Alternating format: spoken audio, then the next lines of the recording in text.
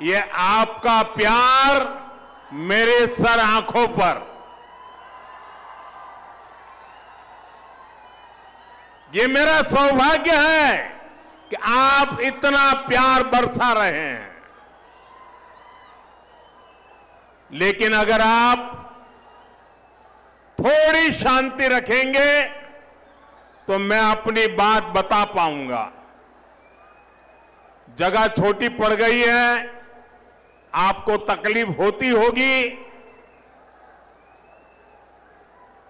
बोले भारत माता की, भारत माता की। साथियों, हिंदुस्तान के हर कोने में,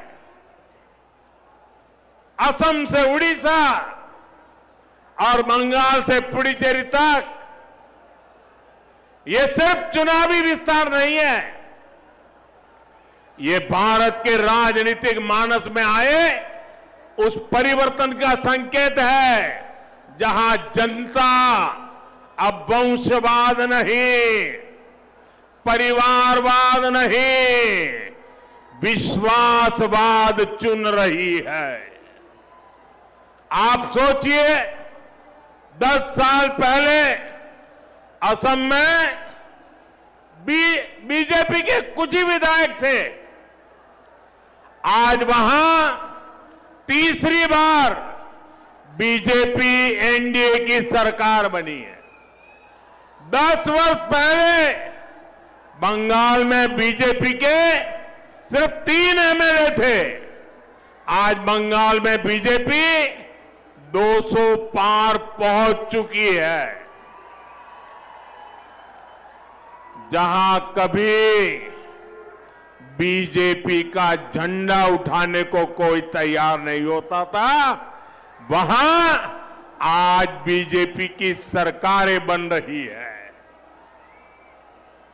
साथियों, तेलंगाना तो वो धरती है जिसने तब बीजेपी को पहला सांसद दिया था जब हमारे केवल 2 ही सांसद थे। 2 में से एक तेलंगाना का था।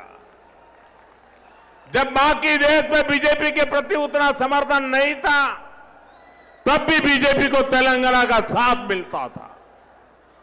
आज तो यहां से करीब आधे सांसद बीजेपी के चुने हुए हैं। यहां हमारे अनेक विधायक हैं।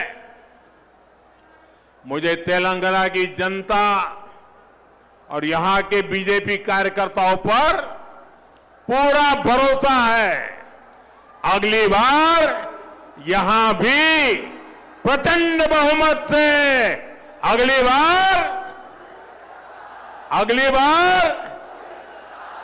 बार तेलंगाना के लोग कांग्रेस और बीआरएस की वादा खिलाफी और इनकी परिवारवादी राजनीति से तंग आ चुके हैं। इसलिए भी तेलंगाना की जनता बदलाव चाहती है। साथियों, बीजेपी का हमेशा ये मंत्र रहा है, राज्य के विकास से देश का विकास। आज जब भारत विकसित होने के लक्ष्य की तरफ तेजी से आगे बढ़ रहा है, तो तेलंगाना की भूमिका भी बहुत बड़ी है। हमारा तेलंगाना, हमारा हैदराबाद विकसित भारत की यात्रा को गति दे, ये केंद्र की बीजेपी सरकार का, एनडीए सरकार का निरंतर प्रयास है।